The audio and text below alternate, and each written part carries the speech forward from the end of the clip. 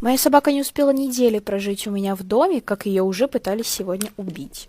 Это не прикол, это не выдуманная история, я не пытаюсь вас забайтить, я просто хочу предупредить хозяев своих питомцев. Потому что такие плохие люди, они реально существуют, они на самом деле могут быть где-то рядом. Я сегодня была на утренней прогулке со своим пёселем, и к нам подошла бабушка, вот просто вот божий одуванчик. Она начала его гладить, играть с ним, спрашивать, сколько ему месяцев, как его зовут, какой он породы. Я как бы не заподозрила ничего такого плохого. Когда она отошла и начала подзывать его к себе, спрашивая, хочет ли он кушать, и достала из кармана просто пакет с колбасой, я поняла, что эту колбасу ему давать нельзя. Она была очень толсто нарезана. Она пыталась накормить его с рук, но я его отдергивала, не давала ему есть эту колбасу. После этого она бросила ее, сказала, типа, ну ладно, потом покушаешь. Просто начал рваться к ней. Я отдернула его, взяла эту колбасу и поняла, что там что-то очень острое. Я до конца не разобралась, что это было.